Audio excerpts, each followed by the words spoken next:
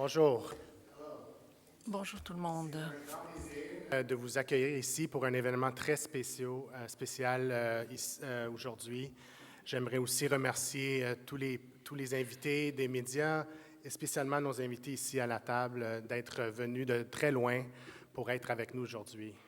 My name is Nicholas Coletti. I work for Nicolas Coletti, je travaille pour l'Alliance de la fonction publique du Canada. Je suis ravi de me trouver parmi vous pour vous souhaiter la bienvenue à cet événement très spécial. Bienvenue à nos invités des médias, bienvenue à nos invités ici à la table d'honneur, des gens qui se sont déplacés de très loin pour être parmi nous aujourd'hui. Je vais vous présenter nos deux premiers intervenants. Ensuite, il y aura présentation de la vidéo, bien sûr des exposés aussi de nos travailleurs des anciens combattants et d'anciens combattants de partout au Canada. Mais avant de commencer, j'aimerais vous présenter Robin Benson, qui est présidente nationale de l'AFPC. Elle vient de Winnipeg. Elle est fonctionnaire depuis longtemps. Elle a été élue présidente nationale de l'AFPC en 2012. À côté de Robin, c'est Yvan Tovette, qui est président national du syndicat des employés des anciens combattants. Ce syndicat représente plus de 3 000 employés qui travaillent donc aux anciens combattants et qui offrent des services quotidiennement à nos anciens combattants. avec une trajectoire très longue avec les affaires des anciens combattants. Il vient de Sainte-Anne-de-Bellevue où il a travaillé à l'hôpital de Sainte-Anne. Alors, je vous remercie tous les deux. Premièrement, Robin.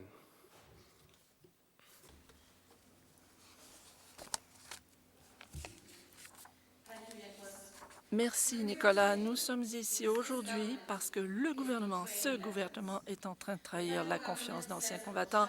Le gouvernement fédéral nous dit qu'il fermera des bureaux dans 9 collectivités à travers le Canada d'ici février. Franchement, nos anciens combattants méritent mieux. Ces bureaux ne devraient pas être fermés. Nous avons entendu de la rétroaction de la part des membres de la FPC qui travaillent dans ces bureaux et ils sont inquiets de leurs clients. Nos membres sont des agents de service à la clientèle, des gestionnaires de cas qui travaillent individuellement avec ces anciens combattants dans nos bureaux et au domicile des clients. Ils veulent savoir maintenant qui s'occupera de ces clients si les bureaux en question ferment. Nous entendrons 3 de nos membres aujourd'hui et nous entendrons aussi 5 anciens combattants qui dépendent des services de première ligne offerts par ces bureaux. Vous allez entendre pourquoi le gouvernement doit absolument revenir sur sa décision de fermer les bureaux et pourquoi il a tort de retirer à ces anciens combattants des services personnalisés. Et lorsque nous aurons terminé ici aujourd'hui, nous nous rendrons sur place dans ces collectivités pour faire tout ce qu'il est possible de faire afin d'empêcher ces fermetures. Nous allons travailler avec les anciens combattants, les membres, le public pour demander aux députés fédéraux conservateurs, surtout ceux et celles dont les circonscriptions sont situées à proximité des bureaux ou ceux qui sont eux-mêmes anciens combattants, d'exiger du premier ministre qu'il annule ces fermetures parce que nos anciens combattants méritent mieux. Merci.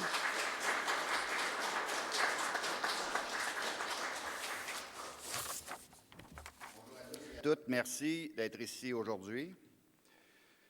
Il ne faut pas laisser ces bureaux fermés. Le gouvernement ne nous a pas donné tous les chiffres, mais je peux vous dire ceci. Plus de 22 300 anciens combattants et leurs familles comptent sur les services de première ligne offerts aux bureaux de Corner Brook, Charlottetown, Sydney, Windsor, Thunder Bay et Saskatoon. Et ça, c'est seulement pour 6 des 9 bureaux qui sont appelés à être fermés. Il y a des milliers d'autres anciens combattants qui sont desservis par les bureaux de Kelowna et de Brandon. Les anciens combattants méritent mieux. Comme nous, le gouvernement sait très bien que le nombre d'anciens combattants au Canada n'est pas en baisse. Et il sait aussi, tout comme nous, que même si les employés de Service Canada souhaiteraient être en mesure d'offrir aux anciens combattants les services dont ils ont besoin, ils ne peuvent tout simplement pas. La FPC représente aussi ses travailleuses et ses travailleurs. Nous savons à quel point ils détestent dire à nos anciens combattants qu'ils doivent plutôt appeler ou aller sur Internet pour obtenir de l'aide. Il est temps que nos anciens combattants aient enfin le respect qu'ils méritent. Lors d'une rencontre avec les gens du ministère des Anciens combattants la semaine dernière, nous avons appris que ce n'est pas avant le mois de novembre, après le jour du souvenir, bien évidemment, que les anciens combattants seront informés officiellement de la fermeture de ces bureaux. Pire encore, dans certains cas, ce n'est qu'un mois avant la fermeture qu'on les en avisera. Il y a deux façons de voir cette nouvelle. On peut l'apercevoir comme un manque de respect envers nos anciens combattants. On peut aussi la voir comme une occasion favorable. Plus le gouvernement attend, plus il a le temps de changer d'idée. Nous aimerions que les lettres qui seront envoyées aux anciens combattants disent quelque chose de tout à fait différent. Nous aimerions que le gouvernement leur envoie une lettre disant qu'il respectera l'obligation qu'il a de prendre soin d'eux et qu'elle ne fermera pas ses bureaux. Ne les oublions pas, lest we forget. Merci.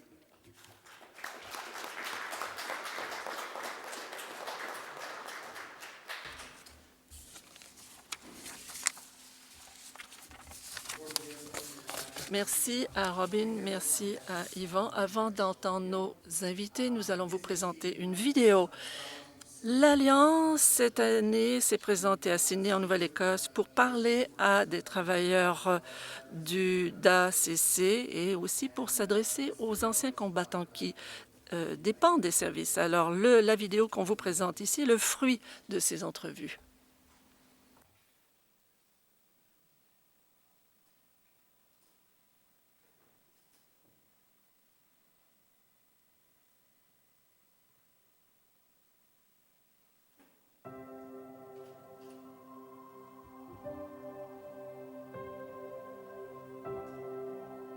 I joined the military in October 1956 and retired in October 1992. I retired as a sergeant. I received 2 commander commendations throughout my 22 years of service. I was diagnosed with post-traumatic stress disorder approximately 10 years after I retired. It had to do with my serving in Vietnam. I got diagnosed in 2008, and it was mainly from my tour in Afghanistan, from what I've experienced over there. Dealing with PTSD on a daily basis is quite rough. What helps it, though, is the support that we have over in Veteran Affairs. As a case manager, you can't get any more frontline than me. My job entails going out and doing home visits in the clients' homes. I see people in my office. I deal with clients on a face-to-face basis. We are the first point of contact when clients come through the door or over the phone. Out of the Sydney office, currently we are serving about 4,200 clients. Our clients are World War II veterans, regular force veterans, survivors, widows, RCMP, peacekeepers, and their families.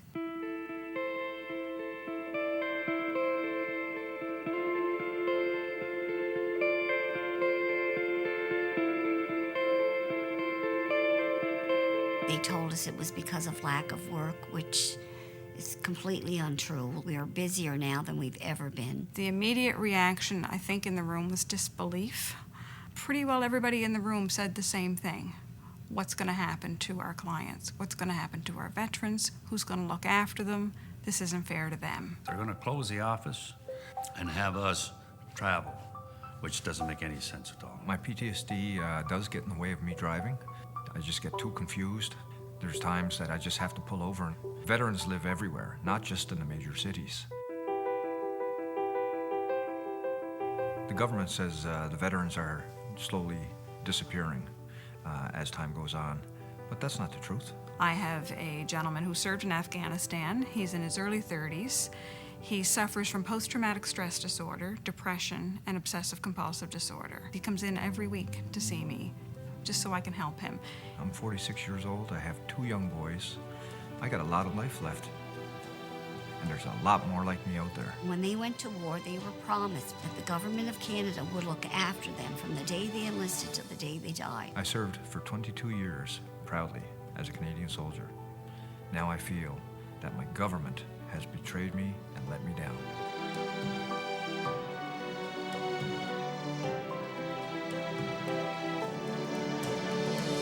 day that I learned that the office was going to be closing was on Remembrance Day. What a day to find out.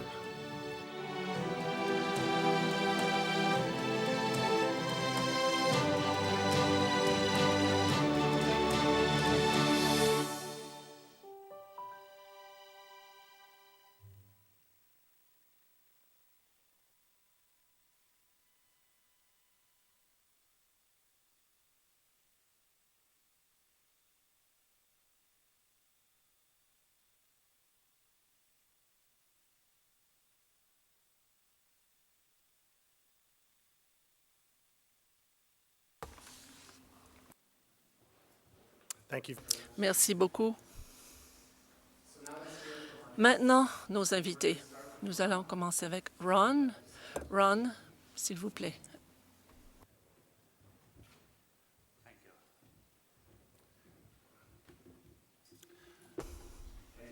Mesdames, Messieurs, distingués invités, confrères, je m'appelle Ron Clark.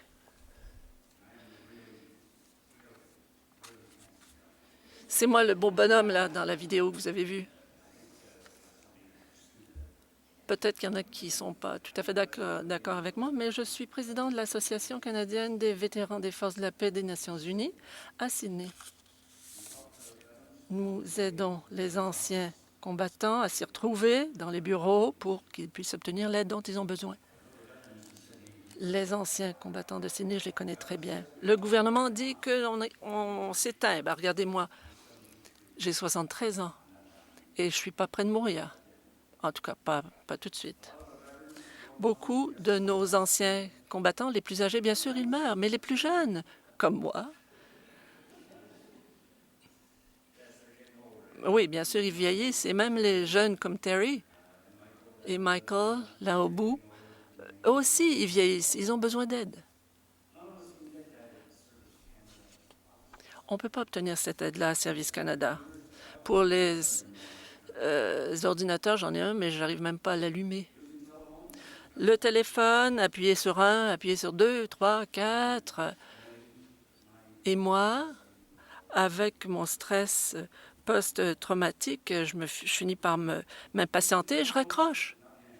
Le téléphone, ce n'est pas la réponse. Les gens comme moi qui souffrent de stress post-traumatique, écoutez, on s'impatiente rapidement. On a besoin de services personnalisés. On a besoin de nos bureaux. C'est services qu'on mérite.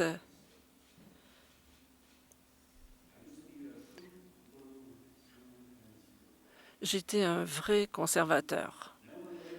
Et un jour, en juillet, j'ai eu la possibilité de parler avec Peter MacKay, ministre de la Défense nationale. Je lui ai dit, Peter, vous allez perdre votre base conservatrice ici au Cap-Breton si on ne fait pas quelque chose au sujet de la fermeture des bureaux d'anciens combattants. Et il me dit, je cite, parce qu'il n'y avait pas de député conservateur au Cap-Breton, ça ne ferait pas de différence. Et Peter MacKay fait partie de la liste des députés qu'on espère pouvoir rencontrer au cours des semaines à venir. Et j'espère qu'on va pouvoir le faire changer d'idée. Je vous demanderai, vous, des médias, de vous assurer que cette séance est bien diffusée partout au Canada pour qu'on puisse faire en sorte que les bureaux restent ouverts partout au Canada.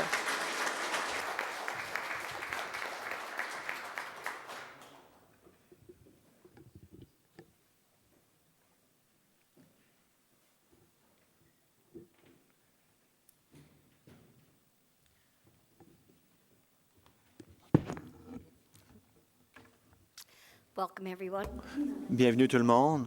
J'aimerais remercier l'Alliance de la fonction publique pour nous avoir donné cette occasion aujourd'hui de présenter notre cas. Mon nom est Brenda Leblanc. Je suis agent de service donc à la clientèle dans le bureau de Sydney. Notre bureau devrait fermer donc le 28 février 2014. En effet, ce fut un jour très triste lorsqu'on a appris la fermeture de notre bureau. Mes collègues et moi avons vraiment mal pris la nouvelle. Bien sûr, ça veut dire qu'on va perdre notre emploi, ce qui est déjà difficile dans une région qui est déjà touchée. Mais on est également inquiet de ce qui va arriver à nos clients. Je suis une travailleuse de première ligne qui fournit des services aux anciens combattants et à leurs familles, des services personnalisés, peu importe leur âge, leur durée de service, d'une façon donc pleine d'empathie. On m'a formé de façon à ce que je puisse veiller à ce que les anciens combattants aient accès à des services qui leur permettront de continuer à vivre dans leur propre domicile avec dignité et fierté, jusqu'à ce qu'ils aient donc à avoir besoin de soins de longue durée.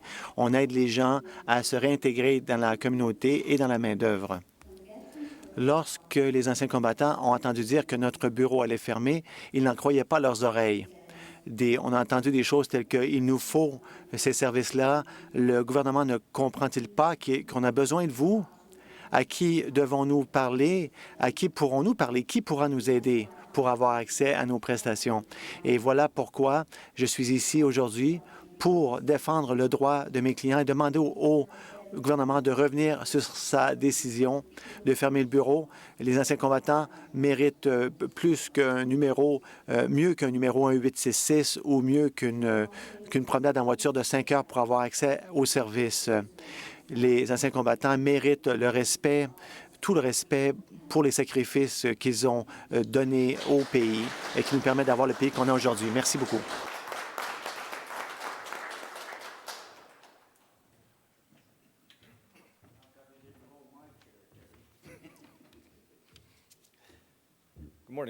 Bonjour tout le monde. Mon nom est Terry Collins et c'est moi le vrai beau garçon sur la vidéo. Je suis le père de 2 jeunes garçons, un de 14 ans, un de 16 ans. Ma santé est très importante pour eux et le Bureau des anciens combattants assignés m'aide vraiment. Sur une base quotidienne, quand vous êtes au pris avec un état de stress post-traumatique, c'est très difficile. Et je suis facilement confus, désorienté, je me perds, je ne sais pas quoi faire, où aller, qui voir. Récemment, on m'a assigné un gestionnaire de cas au bureau de Sydney. Elle fait attention à mes besoins et elle m'écoute lorsque j'ai besoin d'être entendu. Elle m'aide également à remplir tous les formulaires et ainsi de suite. Le jour que j'ai appris que le bureau de Sydney allait fermer, j'étais à la Légion et nous avons tous vu cela à la télévision, aux nouvelles. Lorsque j'ai entendu dire que le bureau allait fermer, j'étais renversé. Je n'arrivais pas à y croire. Je ne veux pas interagir avec un ordinateur. J'ai déjà de la difficulté à lire comme c'est là. Il n'y a aucune façon pour moi de pouvoir me débrouiller de cette façon. Il y a trop d'anciens combattants autour de Sydney pour que ce bureau ne ferme. Surtout des anciens combattants qui, comme moi, sont touchés par un état de stress post-traumatique. Les anciens combattants ne sauront pas vers qui se tourner et ils se découragent très facilement. Ils vont tout éviter, ce qu'ils ne comprennent pas bien. Il y a une différence importante entre avoir quelqu'un qui s'assoit avec vous, qui vous écoute, comme c'est le cas actuellement, et d'avoir des gens qui est au téléphone ou de l'autre côté d'un ordinateur. C'est très impersonnel. Et c'est impossible que nous serons en mesure de nous rendre à Halifax. C'est 5 heures de route dans un sens seulement s'il n'y a pas de circulation et il faut revenir encore 5 heures. Je me suis joint aux forces armées pour servir mon pays avec beaucoup de fierté et je l'ai fait pendant 22 ans. Avec le gouvernement qui nous retire ses services, je crois que le gouvernement a tort. Le gouvernement nous laisse tomber, nous, les anciens combattants. Je vous remercie.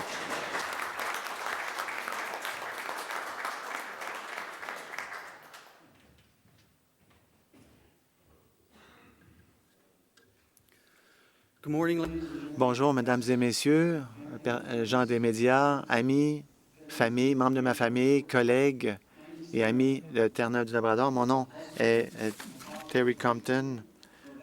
Darren Compton. Je suis père de 3 enfants et j'ai eu la chance d'être gestionnaire de cas au bureau de Corner Brook, et ce depuis 10 ans. Je crois qu'on devrait continuer à traiter les autres comme on s'attend à être traité nous-mêmes. Et notre bureau sert la région nord de Terre-Neuve, Labrador. C'est une région très difficile à accéder l'hiver. Notre région fait donc 800 km d'un côté à l'autre et il y a des gens qui devront donc parcourir 1100 km pour se rendre à St. John's. À l'intérieur de cette aire géographique, il y a 1500 anciens combattants qui accèdent aux services offerts par notre service.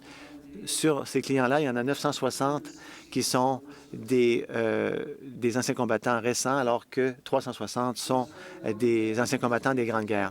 Lorsque j'ai commencé à travailler pour le ministère il y a de ça 10 ans, j'aidais les anciens combattants des 2 Grandes Guerres et maintenant, les gens avec qui je travaille sont des anciens combattants récents et pour veiller à ce que les anciens combattants aient accès aux services dont ils ont besoin, mon expérience me dit que les services personnalisés sont essentiels. Les anciens combattants sont des personnes qui sont farouchement indépendantes et parfois ils ne communiqueront pas par téléphone. Ils ne communiqueront pas bien par téléphone. Des visites à domicile, c'est inestimable. On ne peut pas avoir de l'information par téléphone, certains types d'informations. Et lorsque des clients sont touchés par un état de stress post-traumatique, il faut les rencontrer en personne pour développer un plan de santé pour les aider donc à s'épanouir. Lorsque les membres des Forces canadiennes quittent les rangs, ils ne sont souvent pas prêts à réintégrer les rangs de la vie civile. Ils ont besoin d'aide sur le plan social, médical et services de réintégration sociale. Et ces services-là qu'on leur offre s'assurent donc que personne n'est oublié au cours de cette transition importante. Ma crainte, c'est que si les fermetures de bureaux se produisent, plusieurs anciens combattants n'auront pas accès aux services dont ils ont tant besoin. Ceci mettra en péril la capacité qu'a le ministère des Anciens combattants à réagir rapidement aux besoins des anciens combattants. Plusieurs de mes collègues à travers le pays perdront probablement leur emploi. C'est des gens qui appuient les familles des anciens combattants et les anciens combattants eux-mêmes. À titre de concitoyens, je vous exhorte à donner l'importance à cette question importante et je vous remercie de m'avoir écouté.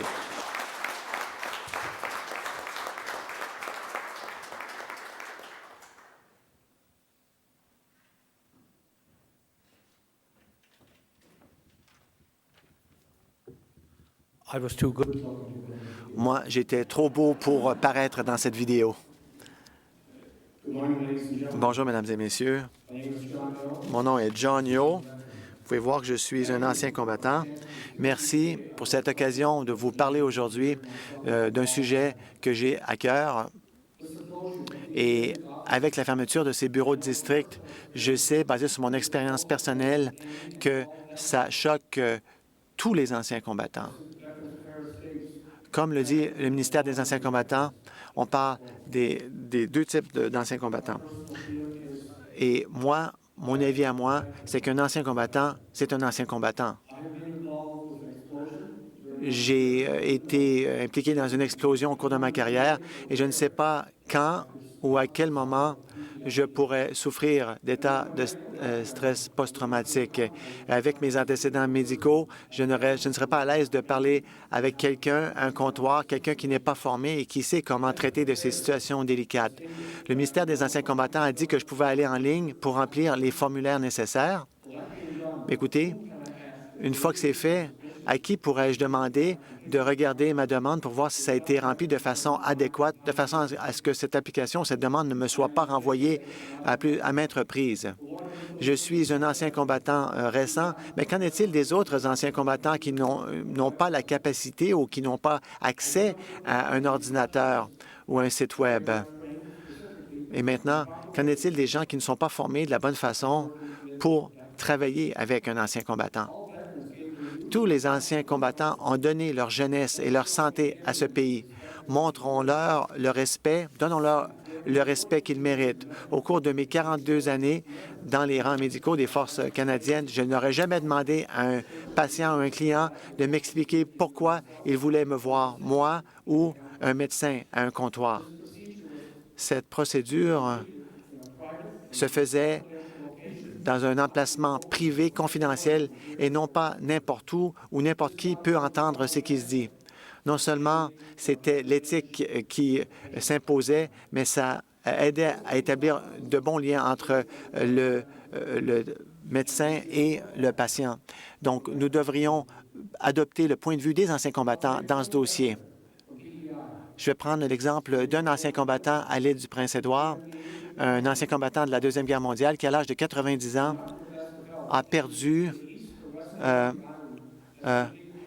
qui n'arrivait pas à remplir les formulaires. Et je peux vous dire qu'il y a un bureau qui a fermé et il y a un agent de la Légion là-bas qui aurait pu l'aider à remplir ces formulaires. N'oubliez pas qu'un agent de la Légion, c'est une personne qui est bénévole. Cette personne-là ne reçoit rien.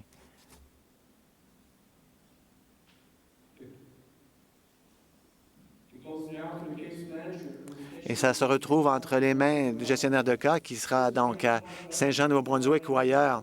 Donc, cet ancien combattant de plus de 90 ans devra avoir quelqu'un pour le conduire là-bas et revenir avec une nuitée à l'hôtel. Quand vous tenez compte des coûts de transport, des repas, de l'hébergement, et en plus, si l'ancien combattant n'est pas en bonne santé pour faire le voyage, il y en a très peu à cet âge-là qui peuvent se déplacer de la sorte. Donc, je vous exhorte à... on dit aux gens d'appeler le ministère des Anciens combattants. La personne doit appeler, appuyer 1 sur anglais, 2 pour français, et ensuite, il doit écouter toutes ces options, les autres options. Encore une fois, c'est frustrant pour moi, à titre d'ancien combattant récent. Imaginez comment les anciens combattants des 2 grandes guerres réagiraient. Le ministère des Anciens combattants doivent garder les anciens combattants dans leur perspective. J'ai donné 42 ans à mon pays et je ne veux pas commencer à penser que j'ai donné tout cela pour rien. Le gouvernement m'a avisé quand je me suis joint au début qu'on s'occuperait de moi jusqu'à la fin de ma vie et quand je me suis enrôlé, je l'ai fait jusqu'à ce que le pays ou la reine elle-même décide du moment. Et maintenant, on commence à nous abandonner. Il ne faut pas oublier. Merci.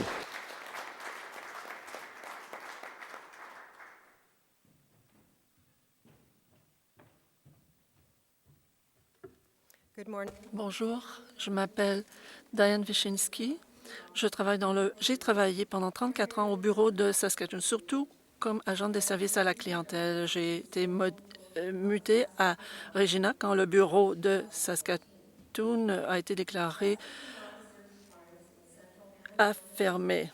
Dans notre région, dans le Nord, nos anciens combattants habitent des régions rurales éloignées. Je sais à quel point les anciens combattants ont besoin de l'aide du bureau de Saskatoon. Les anciens combattants et leurs familles n'arrivent pas à croire que le gouvernement veut fermer ce bureau et se sont dit frustrés souvent. Nous sommes en première ligne. Nous assurons un service personnalisé, attentionné. Nous répondons à leurs questions. Nous aidons à remplir les formulaires. Je m'assure à ce que les anciens combattants aient accès à toutes les prestations et à tous les services dont ils ont besoin. Les gens viennent nous voir, même les jeunes anciens combattants. Par exemple, quand il y a des charges, il faut leur faire remplir des formulaires pour leur éducation, aussi pour les processus médicaux. Comme vous le savez, le processus peut être absolument difficile pour eux. Je me rappelle un ancien combattant qui était assez âgé. Il ne savait pas ce qu'il ferait si le bureau ferme parce qu'il a besoin de ces services. Et lui, il a des problèmes auditifs. Il ne peut pas se servir du téléphone. Il n'a pas d'ordinateur. Les clients qui viennent au bureau de Saskatoon devront conduire au moins 3 heures et jusqu'à 6 heures pour avoir accès au même service à Regina. Donc, pour la plupart, c'est impossible. Ils vont simplement abandonner leur tentative pour obtenir des services. Quand j'ai commencé comme agente, la charge de travail était raisonnable. Je pouvais fournir un service de qualité.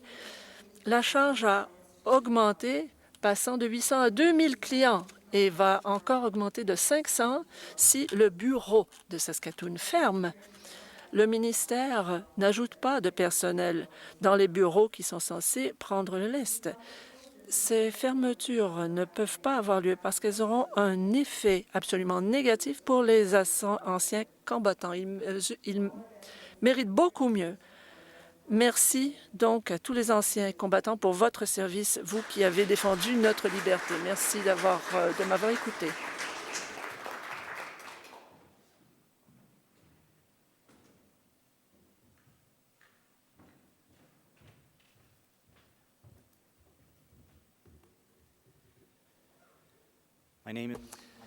Je m'appelle Michael Barnwell.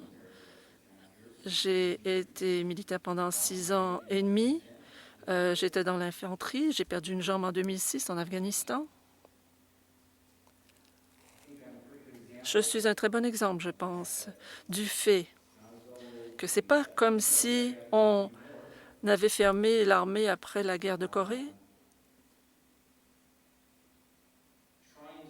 Écoutez, quand on essaie de gérer le cas d'un ancien combattant au bout du téléphone ou par ordinateur, c'est l'équivalent d'une insulte. Il y en a beaucoup de militaires de mon âge qui souffrent de diverses invalidités, de stress post-traumatique. Ça ne va rien arranger. On parle de financer.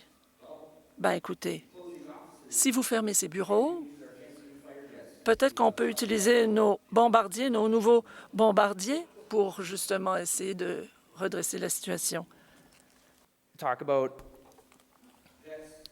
Les anciens combattants, on dit que les anciens combattants meurent petit à petit. Est-ce que j'ai l'air de m'étioler? Ben écoutez, je suis encore là pour un bout de temps. Ce que j'essaie de dire au gouvernement, mettons que les anciens combattants n'avaient pas déjà assez sacrifié jusqu'à maintenant.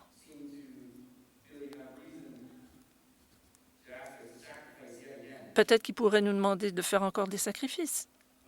Eh bien, au nom des anciens combattants, je suis absolument désolée de voir qu'on n'avait pas pu faire davantage. Mais vous savez quoi? Vous ne faites pas assez pour nous non plus.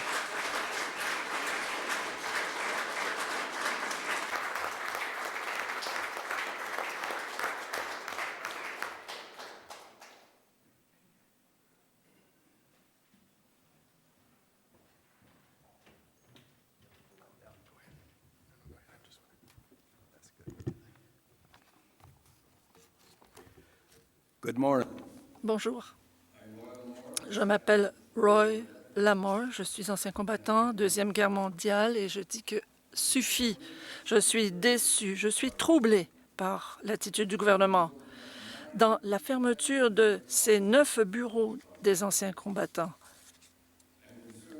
Je m'inquiète de ces bureaux, celui de Thunder Bay, et ce n'est qu'un début. Qu'est-ce qui va arriver maintenant? J'ai signé un contrat pour la Deuxième Guerre mondiale.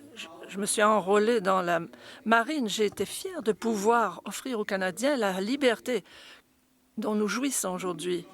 Et je suis encore plus fière, sachant que les intervenants faisaient leur partie. Je suis très fière de vous dire que dans la Marine royale, le V veut dire volontaire. Notre ministre de la Défense veut acheter de nouveaux bombardiers, des bombardiers qui vont coûter des millions de dollars. Si le gouvernement achetait un bombardier de moins, cet argent pourrait être utilisé justement pour faire en sorte que les bureaux restent ouverts, les bureaux d'anciens combattants. Donc, je demanderai à nos gouvernements à courte vue qui veulent fermer, qu'ils se regardent en plein miroir et voient et se demandent ce qu'ils font de travers. Je peux vous garantir que vous n'aurez pas de réponse, mais vous allez prendre un peu de recul en vous demandant « qu'est-ce que j'ai fait là ?» Je suis fier d'être légionnaire, d'être ancien combattant, d'être Canadien. À notre gouvernement, eh bien, abandonnez vos vues. Ne poussez pas nos anciens combattants au pied du mur. Il y a un poème que nous récitons à toutes les cérémonies de funérailles. Nous qui vieillissons, l'âge ne nous inquiète pas. Nous nous rappelons tout le monde.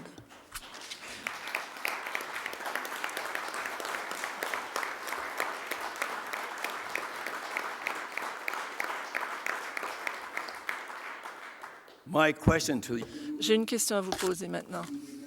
Vous allez vous rappeler les anciens combattants? Et enfin, pour terminer,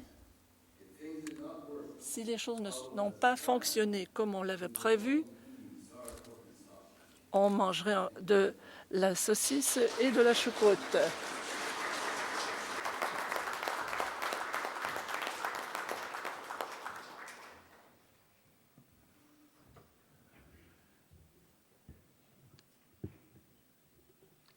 Thank you very much, everyone. Merci beaucoup à tout le monde. J'aimerais maintenant inviter les médias ici présents à se présenter au microphone. Il y en a ici et là. Vous pouvez poser vos questions. Donnez-nous votre nom, le nom de votre média et dites la personne à qui vous adressez votre question.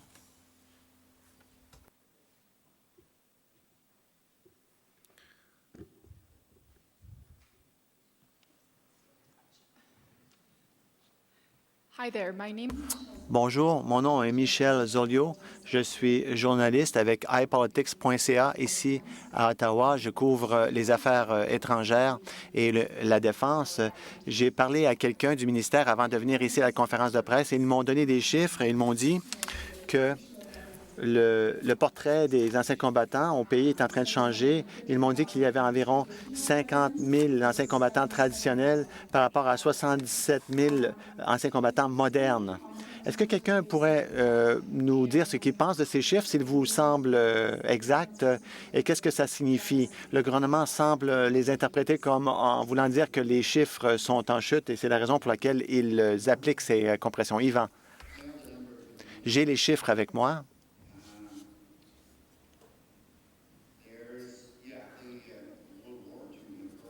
Donc, les anciens combattants de la Deuxième Guerre mondiale et de la guerre de Corée sont en baisse. Les jeunes anciens combattants ou les jeunes membres des forces canadiennes, donc ces chiffres-là s'augmentent. Les deux nécessitent un entretien personnalisé avec un gestionnaire des cas ou un agent des services aux clients. Je pense que ça a été très bien expliqué par les gens qui se sont adressés au microphone précédemment. Vous savez, c'est difficile pour un client qui souffre d'une maladie, que ce soit une maladie physique ou mentale, de traiter leurs problèmes par l'intermédiaire du téléphone ou d'Internet. Oui, le ministère va vous dire on va envoyer des gestionnaires de cas chez eux pour traiter de ces problèmes. Donc, combien ça coûte, ça, d'envoyer? Où sont les économies? Est-ce que le gouvernement économise en fermant des bureaux et ensuite en prenant cet argent et en envoyant des gens donc parcourir le pays? Non, il n'économise pas d'argent. Les gens ont besoin de cet entretien en face à face, personnalisé. Il est difficile. La situation est très difficile pour ces clients. Laissez-moi vous le dire. Moi, je ne traite pas avec ces clients directement. Moi, je traite avec les employés qui offrent ces services-là aux anciens combattants, à leurs familles. Mais ils me disent que c'est tellement difficile actuellement de faire leur travail. Ça a tellement changé. Donc, je crois que la décision du gouvernement de fermer les bureaux, de moderniser leur système, de réduire le nombre d'emplois par 784 postes au gouvernement, je crois qu'au ministère, ce n'est pas la bonne décision. Ron, vous vouliez ajouter quelque chose?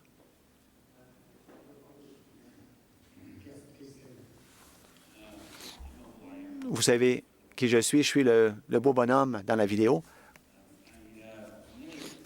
J'ai omis de vous faire un énoncé plutôt, une citation qui provient de notre nouveau ministre des Anciens combattants. J'aimerais vous le lire.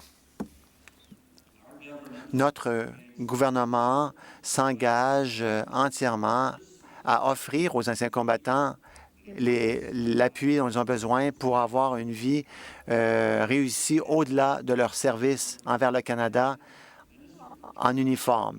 Et le ministre Fantino a dit, nous avons déjà apporté des améliorations importantes et nous continuerons de chercher à améliorer le système pour veiller à ce que les outils et l'aide dont les anciens combattants ont besoin au Canada demeurent tout aussi efficaces et accessibles dans la mesure du possible.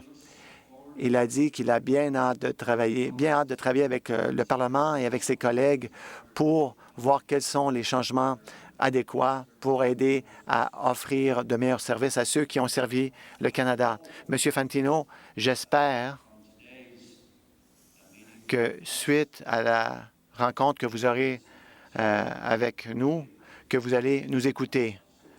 De grâce, gardez nos bureaux ouverts à travers le Canada. Et je demande à tout le monde, les gens, nos mères, nos pères, nos grands-parents, veuillez entrer en contact avec vos députés fédéraux et dites-leur que le gouvernement ne devrait pas nous faire cela. Merci. Bonjour, mon nom est Vashing. Je suis avec Global News. Je me demandais si un des anciens combattants pourrait parler précisément des services auxquels vous auriez normalement accès dans un de ces bureaux qui doivent fermer et pourquoi ces services sont tellement importants pour vous et si un des gestionnaires des cas pourrait également expliquer pourquoi il est si important d'avoir ces bureaux-là ouverts. Des exemples précis, s'il vous plaît. Terry, voulez-vous répondre à cette question?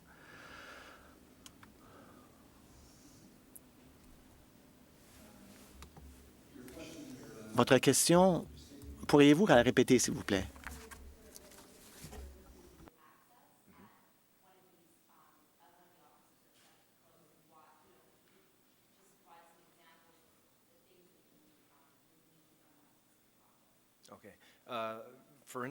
Mais écoutez, par exemple, un des services pour lequel je suis admissible et je dois rencontrer les gens dans le bureau, c'est un service du programme pour l'autonomie des anciens combattants, PAAC. Je suis admissible à ce programme en raison des blessures que j'ai subies et ma maladie mentale également.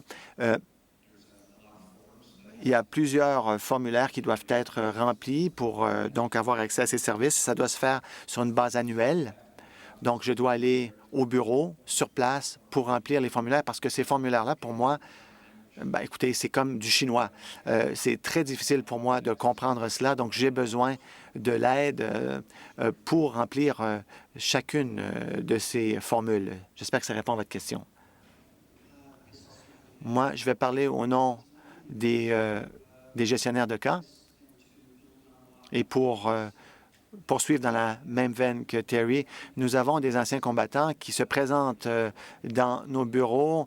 À l'heure actuelle, à Corner Brook, les gens viennent parfois pour des rendez-vous de nature médicale. Donc, ils sont sur la liste des rendez-vous. Et nous avons des anciens combattants qui suivent des programmes de réadaptation régionaux. Ces gens-là viennent sur place et ça les prépare, disons, à intégrer un emploi au civil et ça les aide peut-être à comprendre certaines choses que les gens dans le civil comprennent, mais qui peuvent être peut-être plus difficiles. Donc, c'est un programme de recyclage vocationnel, si vous voulez, et on s'assoit avec ces gens-là pour les aider à développer des objectifs, des buts précis pour les aider à atteindre leur plein potentiel. Donc, parfois, il peut y avoir un accrochage avec leurs prestataires de services et ils veulent parler aux gestionnaires de cas ou à l'agent chargé des services aux clients avec des questions d'état de stress post-traumatique. Il y a souvent un certain évitement qui se fait ou une impatience. Donc, les gens sont à l'aise. Ils ont besoin de cette relation, ce lien humain. Et vous savez, le ministère des Anciens combattants, c'est un système qui est très complexe à naviguer. Il y a plusieurs formules qu'il faut connaître. Et je pense qu'avoir un visage familier avec lequel on peut s'asseoir, on peut avoir un entretien, c'est très réconfortant. Et il y a beaucoup de personnes qui ne veulent pas donc voler de leurs propres ailes avant d'avoir peut-être la confiance requise. J'espère que ça répond à votre question. Bonjour. Omar Sacheli de CTV News. Je pense qu'une des choses que j'ai entendues de la part des anciens combattants en raison de l'état de stress post-traumatique, c'est difficile de se concentrer lors de ces longs parcours en automobile, ces déplacements en automobile. Également, je viens de parler à quelqu'un du ministère et on m'a dit que les anciens combattants à travers le Canada peuvent continuer à avoir des visites à domicile de la part de gestionnaires de cas pour ceux qui en ont besoin. Je me demande quelle serait votre réponse à cela. Est-ce que c'est quelque chose qui est optionnel ou qu'est-ce que vous répondez au ministère dans ce cas-ci, que ces visites à domicile vont se poursuivre, peu importe l'emplacement géographique? Allez-y, Yvan. Écoutez, si vous me permettez de commencer, peut-être quelqu'un qui peut peut-être m'appuyer dans ce que je vais dire. Je pense que je l'ai dit plus tôt. J'ai dit que le ministère avait dit qu'ils enverraient des gestionnaires de cas pour visiter les clients à domicile. Donc, combien de temps cela va-t-il prendre? Une semaine? Un mois? Si vous êtes en situation de détresse, vous avez besoin de cet entretien maintenant. Pas demain, pas dans une semaine, pas dans 2 semaines. Ce ministère, lorsqu'il s'adresse aux médias, et lorsqu'il tente de rallier, disons, l'appui du public, le ministère ne sait pas de quoi souffrent les clients. Le ministère ne le sait pas. Ce n'est pas le ministère qui fait le travail. C'est nous qui faisons le travail. C'est nos membres qui font le travail. Brenda, voulez-vous ajouter quelque chose là-dessus? Oui, allez-y. J'aimerais juste revenir en arrière un peu sur ce qui vient d'être dit. Ce n'est pas facile pour moi de vous le dire, mais je vais le faire. Un ami à moi qui habite à Oshawa souffre d'état de stress post-traumatique, et il s'est suicidé. La raison pour laquelle il s'est suicidé, c'est parce qu'il y avait d'autres problèmes. C'est qu'il il a reçu un coup de feu lorsqu'il était à Chypre. Il avait un morceau d'obus dans son estomac et il n'a pas pu avoir accès aux services dont il avait besoin à ce moment-là. Ça a été retardé. Et à la fin de tout cela, il est sorti dehors, il s'est attaché une corde autour du cou et il s'est pendu.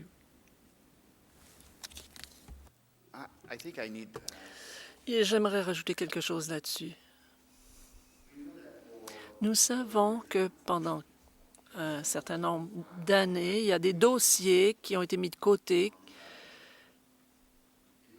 des gens qui ont besoin de services maintenant, mais parce qu'il n'y a pas assez de ressources, on ne les regarde pas. Alors, si ce sont des gens qui vivent des situations de détresse, ils ont besoin de soutien, ils ont besoin de services. Je pourrais vous citer de nombreux cas.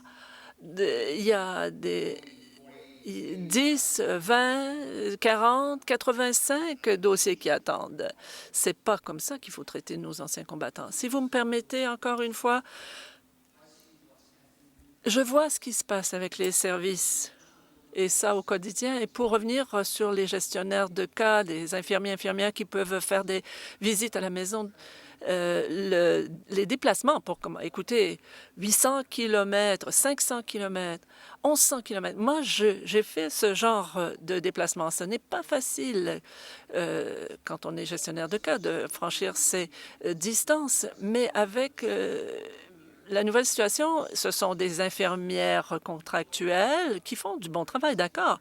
Mais ce que l'on demande aux fournisseurs de services en communauté, des gens qui ne comprennent pas, par exemple, l'état de stress post-traumatique. Écoutez, pendant 10 ans, j'ai acquis des aptitudes. Il a fallu que je me rééduque, il a fallu que je rencontre des gens pour justement développer les aptitudes nécessaires parce que les gens avec qui on travaille, ils ont des déclencheurs, des facteurs de déclenchement, des gens qui ont des problèmes et ils ne sont même pas conscients. Si vous avez une infirmière qui provient de l'extérieur, je ne sais pas, je ne connais pas vos organisations ici, mais ces gens se mettent en situation précaire quand elles doivent justement recueillir de l'information au nom d'anciens combattants et ils n'ont pas forcément l'information nécessaire pour le faire. Merci. Est-ce qu'il y a d'autres questions peut-être? Allez-y. Pour revenir sur ce qu'Omar a dit, je viens de recevoir un énoncé du ministère. Moi, j'essaie de voir la réaction des gestionnaires. Les gestionnaires, les services de gestion sont fournis en tout moment aux anciens combattants qui en ont besoin. On va continuer de maintenir la qualité des services et les ratios. La réalité, c'est que la plupart des anciens combattants n'ont pas besoin de services de gestion de cas. Alors, quand on parle d'un ratio 1 à 40, qu'est-ce que vous pensez de cela et le fait que les anciens combattants n'auraient pas besoin de services de gestion de cas? C'est une très bonne question. Merci de poser la question, en effet. Parce que cette question-là soulève une autre question intéressante. J'y ai fait allusion. Maintenant, je vais préciser. Le ministère a établi des normes de qualité pour les gestionnaires de cas, le ratio étant de 1 à 40. D'accord. Ça ne prend pas, on n'a pas besoin d'un cours classique pour se rendre compte que si j'ai 960 nouveaux anciens combattants qui relèvent de la charte, qui n'ont pas besoin de service. On est 2, alors c'est 40. Alors, diviser 960 par 40. Écoutez, c'est impossible. Donc, c'est une tâche absolument impossible. S'il y a 960 anciens combattants qui ont besoin de services de gestion de cas, alors là, écoutez, c'est leur droit d'abord de réclamer ces services, qu'ils soient du régime ancien ou du régime nouveau. Et quand le ministère refuse ce droit, je ne sais pas qu'est-ce que vous faites à ce moment-là. Encore une fois, c'est ce pourquoi nous nous battons maintenant. Nous disons que le nouveau système ne fonctionne pas. Il ne faut pas fermer les bureaux. Il faut les garder ouverts, à moins d'avoir des services qui fonctionnent. Moi, ça fait 10 ans que je suis ancien combattant et il y a 10 ans, ça marchait, le système. Mais depuis, je ne sais pas ce qui est arrivé. Je ne sais pas pourquoi on en est arrivé à la situation qu'on vit maintenant. Mais ça pourrait marcher de nouveau si on laisse les bureaux ouverts. Diane ou Brenda, vous aviez quelque chose à rajouter peut-être, non? Oui. Merci, Arnold Toole. Je suis de Durham, je suis député. Peter Stauffer a invité les autres députés. Je vois M. Chicoine. Nous siégeons au comité des anciens combattants. Comme moi, Sylvain est un partisan des anciens combattants. Merci d'abord pour les sacrifices que vous avez faits. Et je suis aussi ancien combattant. J'ai été 12 ans dans l'armée. J'ai une question pour Ron. Et je suis d'accord pour dire que oui, ils ont choisi les plus beaux bonhommes pour la tribune, ça c'est certain. Mais j'ai une question pour vous. J'ai été à Shearwater, en Nouvelle-Écosse, bon, mettons que les services à domicile continuent. Et s'il y a des membres de l'Alliance dans les bureaux de Service Canada, vous dites que vous ne pouvez pas être desservi par les bureaux de Service Canada. Je sais qu'il y a 3 bureaux des anciens combattants, y compris à Dartmouth, mais il y a 23 bureaux de Service Canada. Donc, un ancien combattant pourrait recevoir donc la formation des services d'un membre formé de l'Alliance dans un des bureaux de Service Canada, n'est-ce pas? Est-ce que ce ne serait pas quelque chose qui pourrait fonctionner avec les visites à domicile? Parce que la question, vous l'avez soulevée, j'aimerais avoir votre point de vue là-dessus. Très bonne question. Je vais essayer de bien y répondre. Mais qui va former les gens de Service Canada? Ça, c'est une première question à laquelle vous devrez répondre plus tard. Je ne crois pas que c'est ce qui va se passer. Ils ne seront pas formés, ils vont être plantés avec leur téléphone, ils vont répondre au téléphone, passer le truc à quelqu'un d'autre. Ils n'auront pas la possibilité donc de répondre. Et c'était quoi la deuxième partie de votre question? J'ai oublié. Ben, écoutez, vous dites qu'ils ne seront pas formés à Service Canada, mais un des avantages d'avoir les bureaux de Service Canada, quelqu'un de Yarmouth n'aurait pas besoin d'aller à Halifax s'il pouvait avoir accès à Service Canada. Et il y a un bureau de Service Canada à Sydney. Alors, si on pouvait s'assurer que des membres de l'Alliance qui soient formés, qui soient bien compétents, soient exportés dans ces bureaux, ben, peut-être que ça serait peut-être que M. Chicoine est d'accord avec moi. Nous voulons absolument ce qui est le mieux pour nos anciens combattants, mais nous voulons le faire aussi d'une façon qui conviennent à l'ensemble de la collectivité. C'est pourquoi je me suis présentée d'ailleurs ici ce matin. Écoutez, cette dame à ma gauche est une travailleuse de cas. Elle n'a pas de camp au Cap-Breton. Je vais la laisser vous dire où sont les cas. Pour revenir sur ce que monsieur vient de dire, Service Canada met des gens à pied, tout d'abord.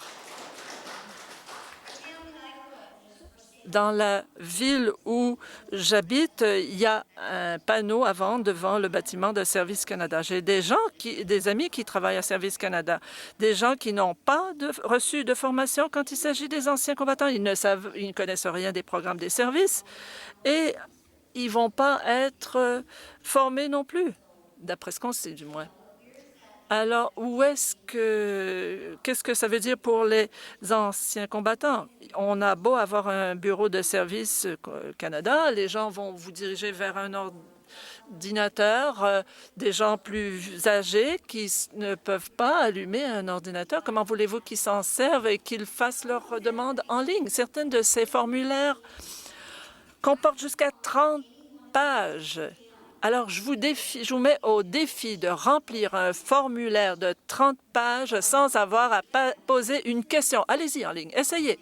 Écoutez, c'est l'ère moderne, mais c'est absolument impossible à gérer.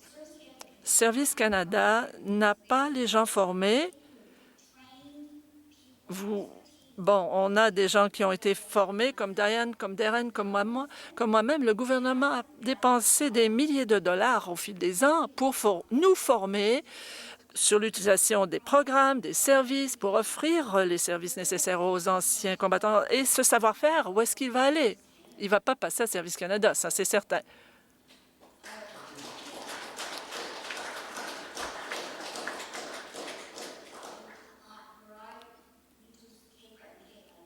Au Cap-Breton, si vous connaissez un peu votre géographie, on s'occupe du Cap-Breton, mais on s'occupe aussi de Pictou. Et l'an passé, un de nos clients, un de nos agents de service a été mis à pied. C'est des gens de Halifax qui s'en sont occupés. Alors, on s'occupe de l'île du Cap-Breton, on s'occupe d'une partie d'Halifax. On est 4 à s'occuper de 5 secteurs. Moi, j'ai 1200 clients sur ma charge. Alors, qu'est-ce qu'on va faire avec tout ça? Merci. Brenda, j'aimerais rajouter quelque chose. Merci pour vos questions. Merci, M. Toole.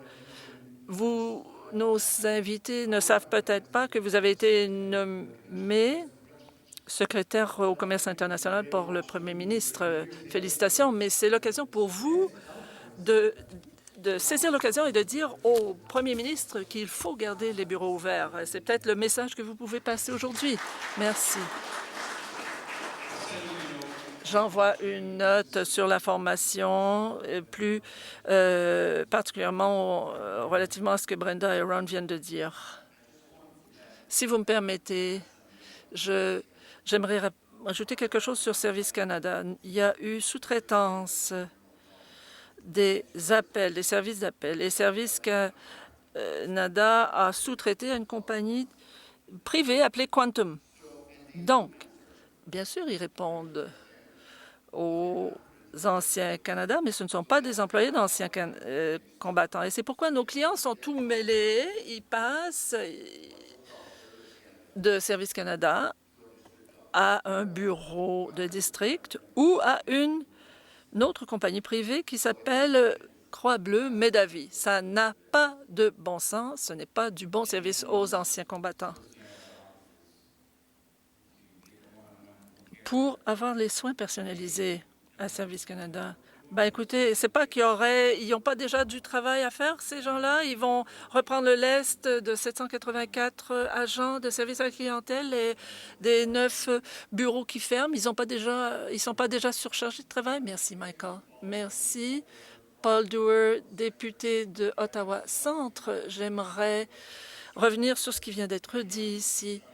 Je suis fils d'anciens combattants. Mon père, mon grand-père, mon père a souffert de stress post-traumatique. Il est mort en 2003.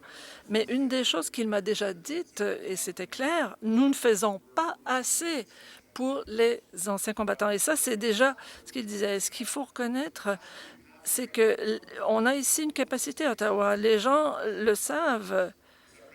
À l'heure actuelle, nous avons une liste d'attente pour les services en santé mentale. Et Service Canada est déjà surchargé. Alors, pour mon nouveau collègue, là, il est nouveau, bien sûr, il faut que tu comprennes que les personnes à Service Canada sont déjà surchargées. On ne peut pas se délester sur eux en pensant qu'ils vont s'occuper maintenant des anciens combattants. Je suis politicien, je serai politicien, sauf le respect que je vous dois. Il faut faire davantage que d'envoyer de l'information. Il faut dire non, ça n'a pas de bon sens, il faut arrêter ça, on ne peut pas fermer ces bureaux. Enfin, j'ai une question qui est en rapport à ce qui se passe chez nous, pour nos anciens combattants, dans ma circonscription.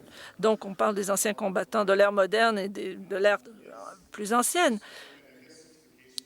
Et là, je m'adresse aux travailleurs de CAC. Qu'est-ce qui arrive aux références, justement, aux renvois faits à d'autres services quand il s'agit de stress post-traumatique? Quelles sont vos inquiétudes quand ces services, on ne les a pas au local même? On a déjà des listes d'attente pour les services de santé mentale.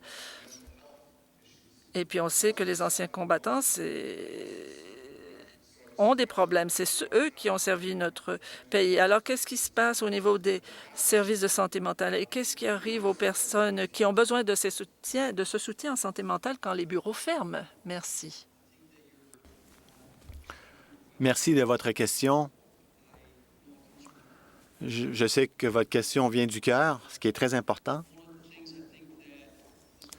Une des choses qui va se passer, selon moi, dans chacune de ces régions, de ces districts, c'est que vous allez perdre l'expertise sur le plan local. Ça peut sembler anodin, mais c'est quand même quelque chose d'important.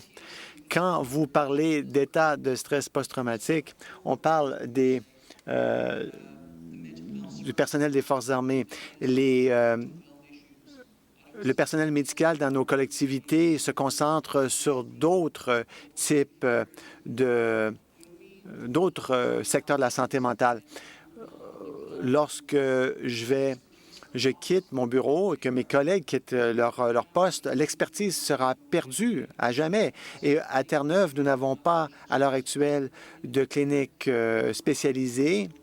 Nous renvoyons nos clients à Fredericton, au Nouveau-Brunswick. Il y a une clinique spécialisée là-bas. Donc, ce que nous avons fait, c'est que nous avons demandé à nos collègues, nos amis, d'avoir le courage d'aller dans un hôpital local où ils vont dans une salle. Il y a une caméra vidéo. Ces gens-là sont filmés avec la clinique spécialisée de TSO à Fredericton. Et ça, c'est un service qui leur est fourni par le ministère des Anciens combattants. Bon, il y a des difficultés avec cette approche. Bon, je ne vous le cache pas. Si vous n'êtes pas au Nouveau-Brunswick, ça peut être difficile pour les anciens combattants de subir ce processus. J'ai des anciens combattants qui ont refusé de s'adonner à ce type d'exercice. Donc, il a fallu insister pour qu'ils aillent chercher ce type d'aide. C'est le type de service qui existe actuellement en région rurale. Je ne peux pas vous dire ce qui se passe en milieu urbain, mais bon, nous avons un praticien privé à Corner Brook qui est mandaté, qui se charge de la plupart de nos cas. On a 2 conseillers à St. John's qui se spécialisent dans ce type de travail, et ça, c'est notre province, nous. Je pense qu'on commence à manquer de temps, donc j'aimerais laisser le temps aux gens de parler de façon informelle. Après, peut-être qu'un de nos anciens combattants pourrait mettre fin à notre événement pour nous. Ron?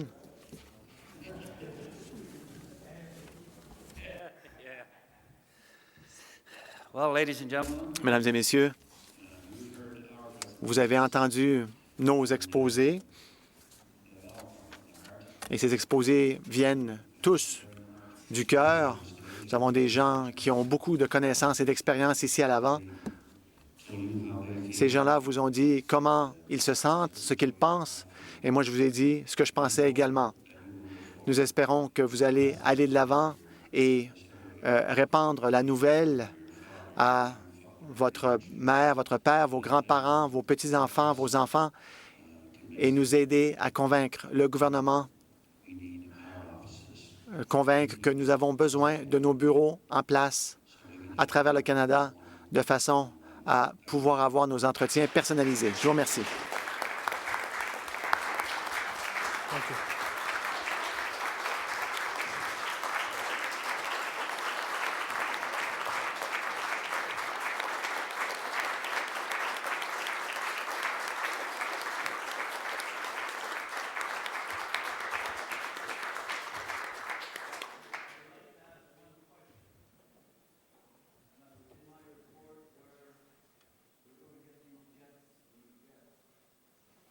How are they going to man these jets? Comment vont-ils doter ces avions, ces bombardiers? Donc, on est en train de les laisser tomber aussi. Je ne sais pas ce que le gouvernement est en train de faire en disant qu'on n'a pas besoin du ministère des Anciens combattants, mais on peut aller de l'avant et investir des millions et des millions de dollars pour aller chercher des avions chasseurs qui va donc se charger de ces gens-là. Ça va être des anciens combattants au bout du processus, eux aussi. Merci, Roy. Merci tout le monde. Thank you for coming. Merci d'être venu.